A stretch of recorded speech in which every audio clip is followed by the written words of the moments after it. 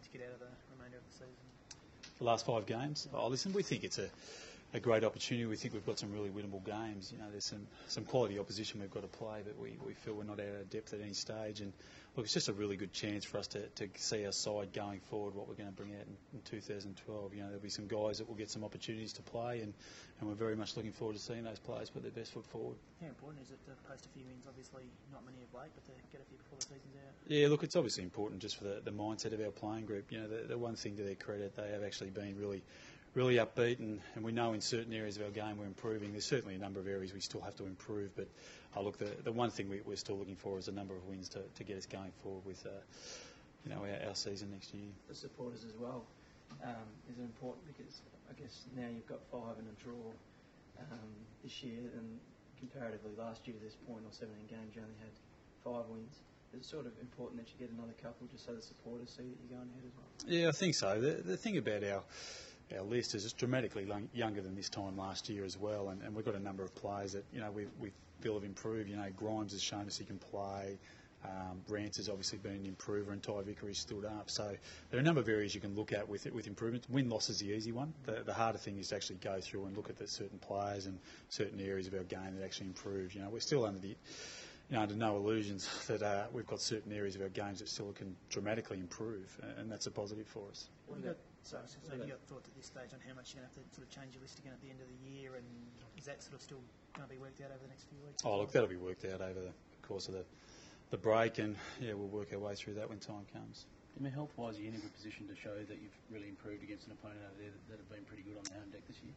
Yeah, listen, I think we've probably only got about 28 guys to pick from, so we're probably a little bit hamstrung. Like most sides this time of year, it's a difficult situation. We've probably got guys that are struggling a little bit health-wise, but we've just got to hang out and play well. But we feel we've still got a number of players we think can help get us over the line. Obviously, West Coast are a side that's in our outstanding form. They're probably tired a little bit towards the end of last week, but they get some good players back.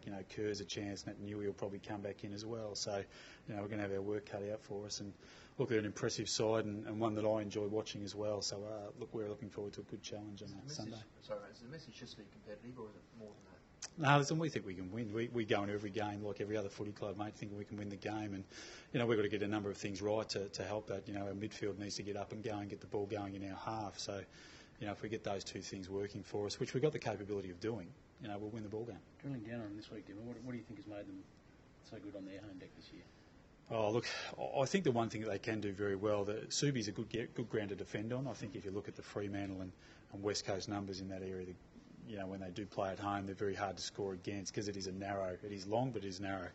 And that's the one thing I think both of has become a real feature of their games, their ability to lock that ball away, and something we spoke about this week and have addressed at our training also. So what's important in trying to get through that then?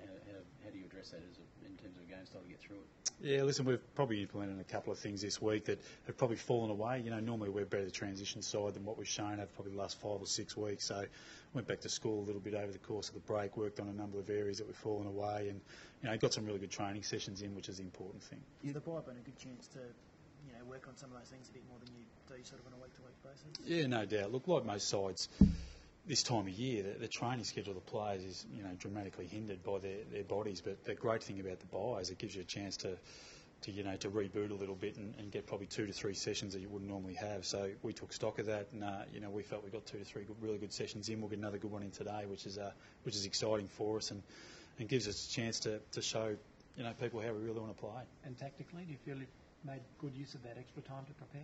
Yeah, listen, it's more structurally, I think, that this time of year, the tactics in AFL footy are more based on structures these days. You look at West Coast, the reason they've improved dramatically is defensively they've been able to nail a few areas, but, the improvement of, Cox is healthy, Kerr's back to his best, the arrival of Kennedy, the step up of Darling, all these type of players, and Embley's having an outstanding, he looks like he's 23 again. So, look, it's amazing when your good players get up and playing well, which is what our boys need to do. It's amazing how many games of footy you can win. How long ago that your rebuild probably looked ahead of West Coast too? Is that frustrating in a sense that they appear to have gone past you at this stage? Oh, listen, frustrating, I'm not sure. You've got to remember, our spine, I think the average age is about 20. Whereas you look at West Coast spine with, Lynch, Kennedy's been around a little while, but then they've got Glass at full back, and Cox obviously in the middle. It's amazing how the age bracket of certain teams is a lot higher. And the thing is, our spine is relatively young. You know, you've got Griffiths, Rewalt, Vickery up forward. Down back, you look at Rance and these type of players. They're all relatively inexperienced, and it's exciting for us. You know, we've just got to persevere and be patient, and our time will come. We've just got to be patient. That's the thing we've got to do. No shortcuts. Yeah. What about their rucks? How do you handle them?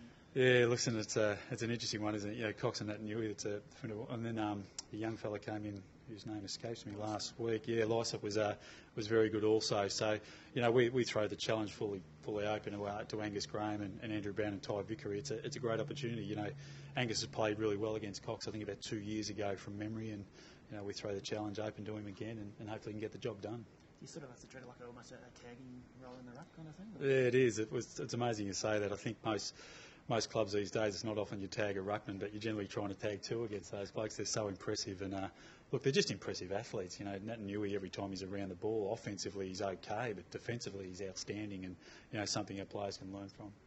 What role does Chris Newman play while he's injured? Does he go over and have a sort of a coaching role? Or something? Yeah, well, look, he'll come over with us, and we've thrown him in charge of some certain areas in our back six, so he'll do a bit of coaching over there, which is good. And you know, he's a terrific leader. He's a massive loss for us, obviously, and you know, look, we hope to get him back at some stage later in the year, but we'll have to wait and see how that goes. And just regardless of the result, do you hope that your boys can make a bit of a statement this week that things are probably a little bit rosier than some people suggest? Yeah, I think we'll make a statement over the last 5 weeks. Like, there's a number of things that, you know, the win-loss column is important. Don't get me wrong. We want to win in as many games as possible, but there's a number of areas that we feel as a footy club we've improved in. Like I said previously, though, we've still got a hell of a long way to go in certain areas, but we feel we're on the right track. You know, we've got a number of players that we probably wanted to get games into that quite haven't been able to get games because they've been injured at one reason or another, but we're reasonably excited about where we're at and where we're willing to go.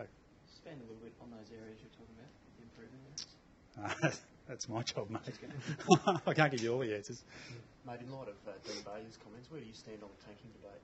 Oh, listen, I think when seasons are generally over, coaches will experiment with players in certain positions, and we're probably no different where we're at the moment, but to say players tank is ridiculous. Like, players, they're playing, you know, for their livelihood, for the team. They'll never take a backward step in any contest they are. You know, from coaches, we'll look at certain players in different positions, but by no means at tanking. It's experimenting, that's fine, but it's also looking at, you know, season 2012 for a lot of clubs at this stage also. So, yeah, I think it's up for the AFL to decide on that one, not me.